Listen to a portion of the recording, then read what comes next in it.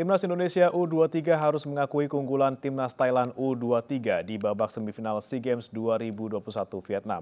Diramaikan 5 kartu merah, Indonesia kalah 0-1 setelah berjuang hingga babak tambahan.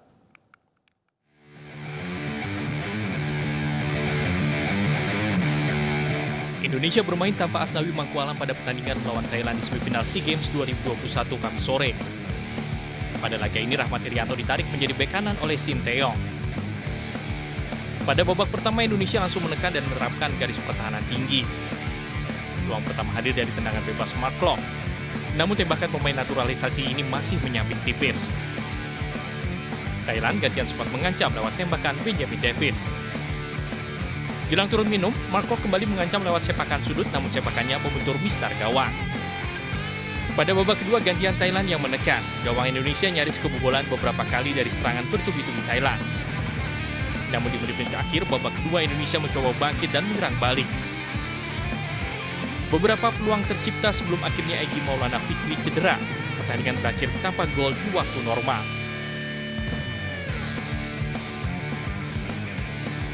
Petaka bagi timnas Indonesia datang saat babak tambahan. Gawang Indonesia robek di menit ke-94 oleh Wiranti Pongpon. Di babak kedua tambahan waktu, Indonesia sempat mendapat beberapa kali peluang namun tidak membuahkan gol. Namun sayang pertandingan ini diwarnai keributan antar pemain, sehingga wasit mengeluarkan 5 kartu merah, 3 untuk pemain Indonesia, 2 untuk pemain Thailand. Lagi Thailand juga mendapat kartu kuning dari wasit. Hasil ini membuat Garuda Muda kembali gagal mewujudkan medali emas yang terakhir kali diraih di SEA Games 1991. Pada laga semifinal sepak bola lainnya, tuan rumah Vietnam mengalahkan Malaysia 1-0 di babak tambahan waktu. Hasil itu membuat Vietnam berpeluang mempertahankan medali emas sepak bola. Laga semifinal sepak bola SEA Games 2021 antara tuan rumah Vietnam U23 versus Malaysia U23 berlangsung sengit sejak awal. Kedua tim gagal mencetak gol di waktu normal hingga laga berlanjut ke babak tambahan. Gol kemenangan tuan rumah tercipta di babak tambahan kedua. Melalui situasi tendangan bebas, Lim Nguyen Tien berhasil menembus bola masuk ke gawang Malaysia di menit ke-111.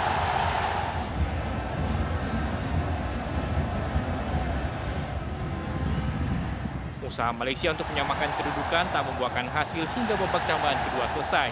Skor 1-0 untuk kemenangan Vietnam tetap tak berubah. Hasil ini membuat Vietnam lolos ke partai final dan akan menghadapi Thailand yang sudah lolos lebih dulu.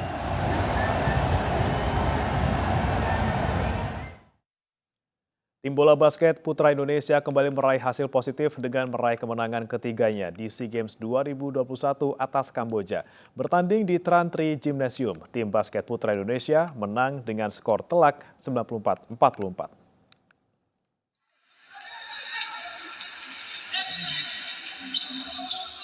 Pada laga melawan Kamboja, anak asuhan Milos Pejic melakukan rotasi dengan memainkan Dami Dianye dan Hardianus yang jarang mendapat kesempatan tampil di 2 game awal.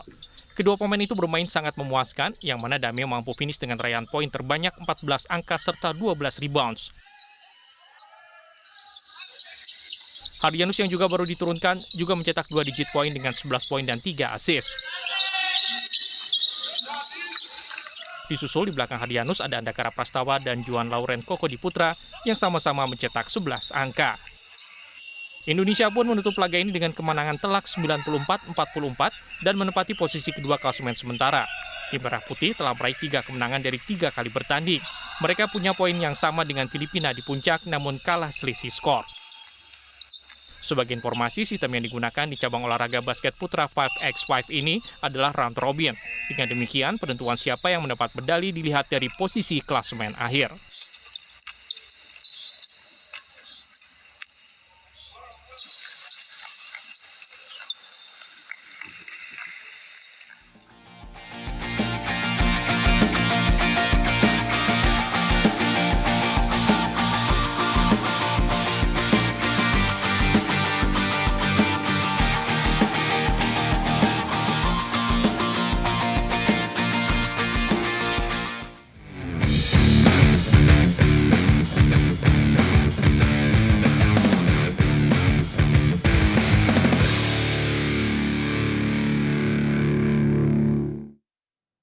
Eintracht Frankfurt tampil sebagai juara Liga Eropa 2021-2022. Di final, Frankfurt menang 5-4 atas Rangers lewat adu penalti.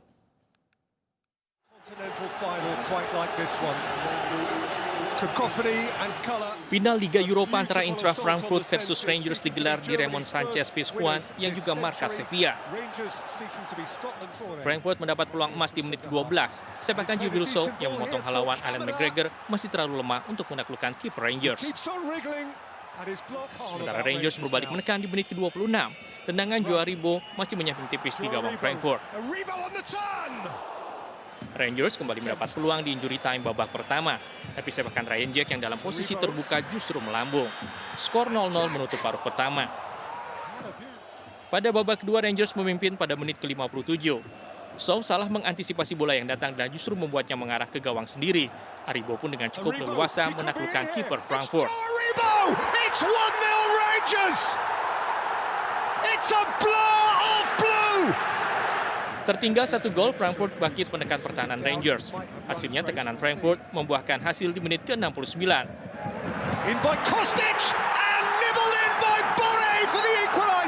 Bore bisa menyamakan kedudukan setelah menjocor bola umpan silang Kostic. Frankfurt terus melancarkan tekanan, namun gol tambahan tak juga hadir. Laga pun dilanjutkan ke babak tambahan.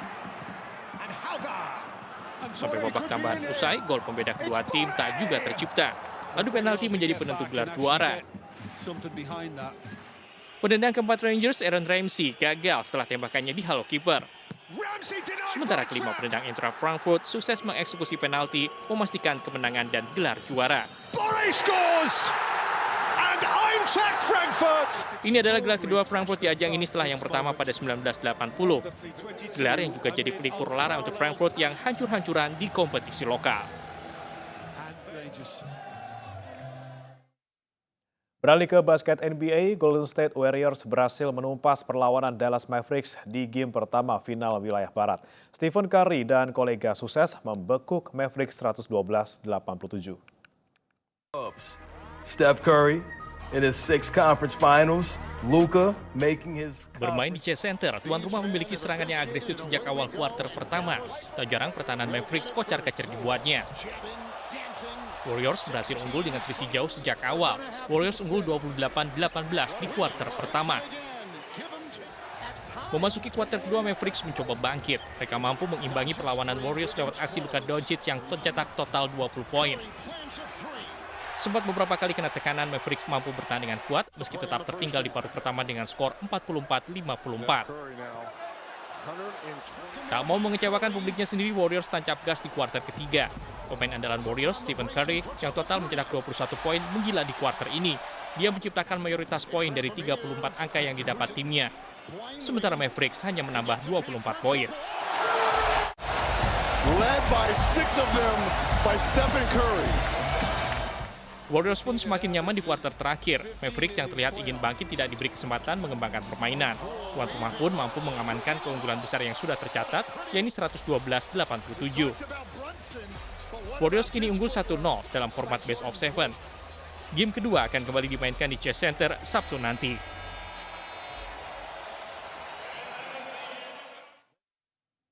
Seorang tersangka ditahan terkait penembakan di sebuah sekolah menengah di Bremerhaven. Jenis senjata yang digunakan dalam insiden penembakan belum diketahui. Polisi Jerman menahan seorang tersangka sehubungan dengan serangan Kamis pagi di sebuah sekolah menengah di kota utara Bremerhaven, di mana 1 orang terluka. Polisi mengatakan insiden itu terjadi di sekolah menengah Lloyd di pusat kota. Juru bicara polisi Bremerhaven, Nadine Low, mengkonfirmasi telah terjadi penembakan dengan senjata yang tidak diketahui. Orang yang terluka, seorang pegawai perempuan sekolah itu dibawa ke rumah sakit, sementara penyelidikan atas insiden itu sedang berlangsung. Bekannt, dass heute Vormittag gegen 9:15 Uhr ein Täter die Schule betreten hat und dort mit einer noch unbekannten Waffe auf eine Beschäftigte der Schule geschossen hat. Diese ist verletzt worden. Es handelt sich um eine Beschäftigte der Schule und Schüler sind nicht betroffen. Der Täter konnte von uns festgenommen werden. Weitere Angaben zum Täter, zur dessen Motivation können wir im Moment nicht machen. Die weiteren polizeilichen Maßnahmen Warga kota Bakhmut menolak untuk dievakuasi meski ada serangan baru dari Rusia. Bakhmut, 80 km utara Donetsk, berfungsi sebagai pusat militer Ukraina.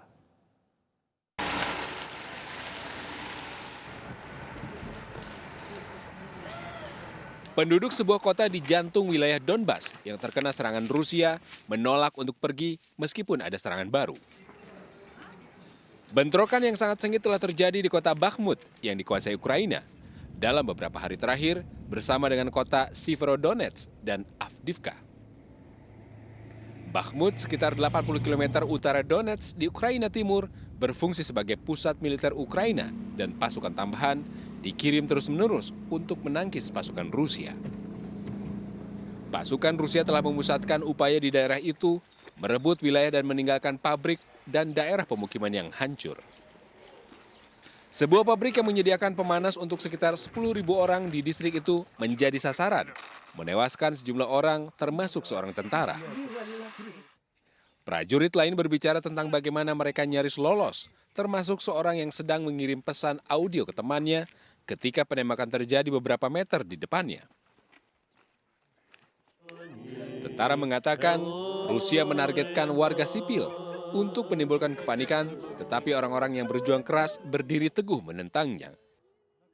Sementara itu, warga lokal Alina Tielenko menguburkan putranya yang berusia 32 tahun, sementara putrinya yang berusia 13 tahun menangisi peti matinya.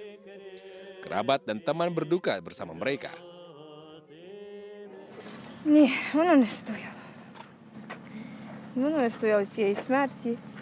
І воно в нього стало зненацька моєї дитини. Жалко мені дитину мою, та й все. Ну він погиб як герой, і я пишаюся. Banyak yang datang ke pemakaman dan rekan-rekan prajurit memberi hormat senjata karena mengetahui bahwa mereka akan segera mengalami nasib yang sama dengan rekan mereka ketika mereka kembali ke medan perang.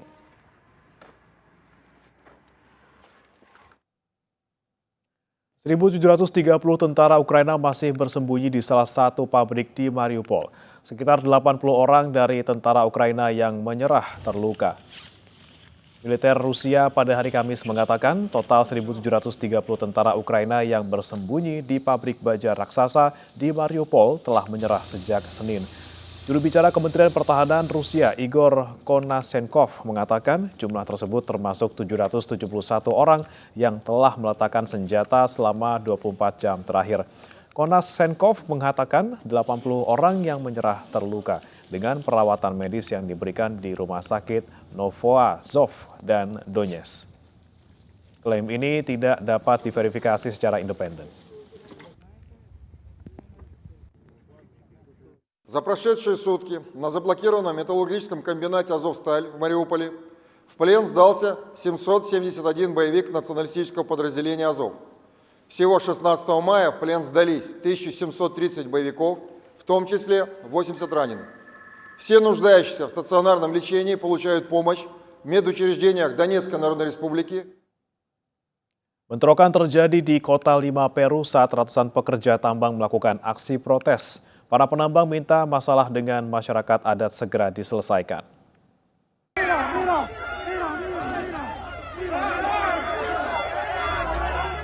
Bentrokan kecil sporadis dengan polisi pecah pada hari Rabu ketika ratusan pekerja tambang dari perusahaan Las Bambas berbaris melalui Lima menandai 2 minggu protes. Para penambang berbaris sebagai protes terhadap Presiden Pedro Castillo dan pemerintahnya karena tidak menyelesaikan konfrontasi antara masyarakat adat dan tambang tembaga milik Cina terbesar di Peru. Ribuan penambang juga berbaris di kota Arequipa dan Cusco. Para penambang menuntut agar pemerintah campur tangan di tambang untuk secara paksa memindahkan semua penduduk asli yang memblokir pintu masuk dengan mengatakan mereka khawatir kehilangan pekerjaan. Estamos radicalizando nuestra protesta porque el gobierno hasta ahora no soluciona los conflictos que hay, ¿no? Y de nosotros depende nuestra familia, ¿no? Entonces, a ver que la mina está paralizada, nosotros hemos tomado esta medida, ¿no? De protesta pacífica, ¿no? Para que el gobierno nos escuche y solucione los problemas, ¿no?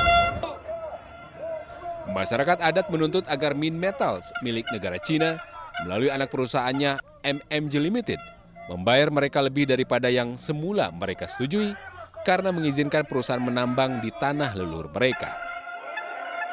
Masyarakat setempat mengklaim perusahaan Cina telah mengingkari janjinya untuk mengembalikan 180 hektar tanah.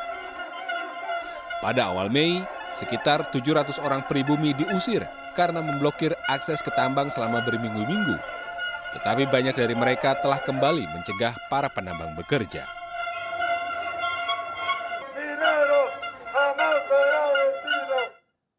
Distrik Jinshan di Shanghai mulai melonggarkan lockdown. Kegiatan ekonomi mulai berjalan dengan beberapa aturan.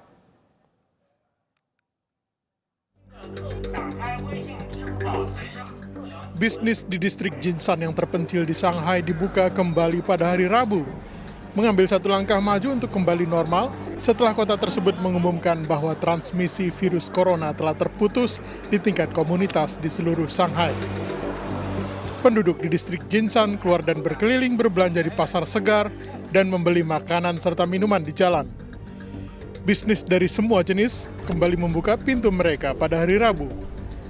Janji temu atau voucher belanja tidak lagi diperlukan untuk masuk ke pasar baru, dan pelanggan hanya diminta untuk memindai kode tempat untuk mendaftarkan kunjungan mereka. Meskipun pembatasan dilonggarkan, toko-toko beroperasi di bawah kondisi yang ketat. Hanya 50 orang yang diizinkan masuk ke pasar pada satu waktu, dan desinfeksi dilakukan 3 kali sehari, sementara pemilik kios diharuskan melakukan tes RT-PCR, 1 tes antigen setiap hari. Kendaraan pribadi juga diizinkan di distrik Jinshan. Mobil dibatasi untuk tinggal di dalam kecamatan mereka kecuali diperlukan.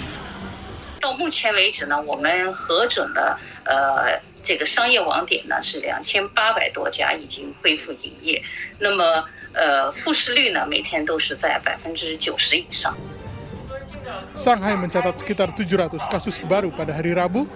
Wabah telah merenggut 580 nyawa menurut statistik resmi.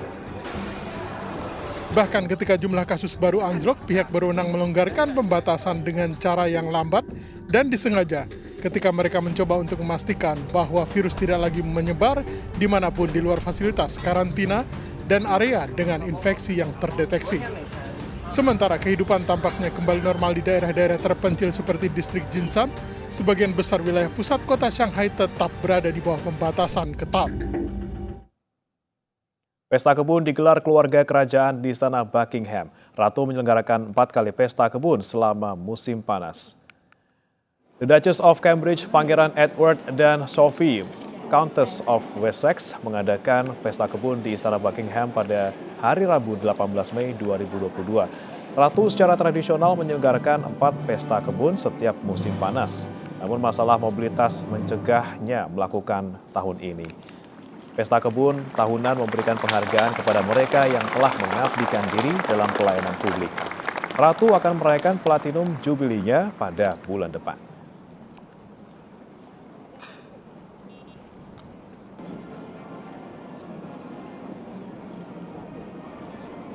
Kebun Binatang Praha menambah koleksinya. Koleksi terbaru mereka adalah terenggiling Tiongkok yang datang dari Taiwan.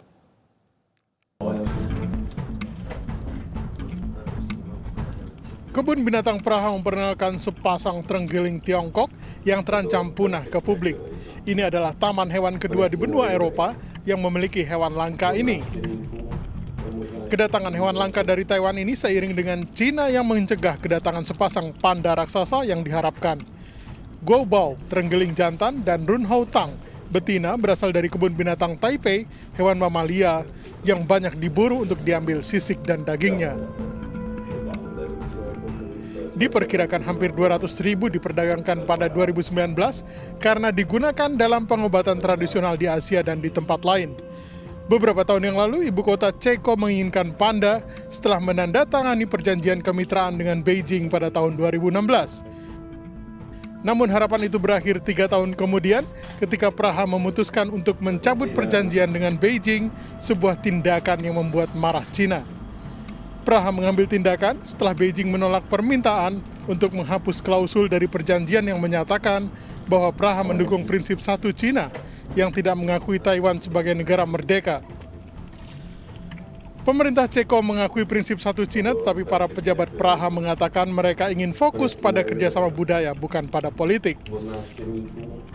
Ono někdy, příchod Luskounu je někdy komentován, že tu jsou místo pand. Já to tak úplně nevnímám, i když samozřejmě i to je možná interpretace. Pro nás jsou to velvyslanci divoké přírody, velvyslanci těch volně žijících Luskounů, stejně jako pandy velké, pokud by to byly, by pro nás primárně byly zvířaty, které jsou symbolem ochrany ohrožených druhů. Taiwan berpisah dari Cina daratan di tengah perang saudara pada tahun 1949, tetapi Beijing menganggap pulau yang memiliki pemerintahan sendiri itu sebagai bagian dari wilayahnya. Kunjungan Ketua Majelis Tinggi Parlemen Ceko ke Taipei dan Menteri Pemerintah Taiwan ke Praha telah dikutuk oleh pemerintah Cina.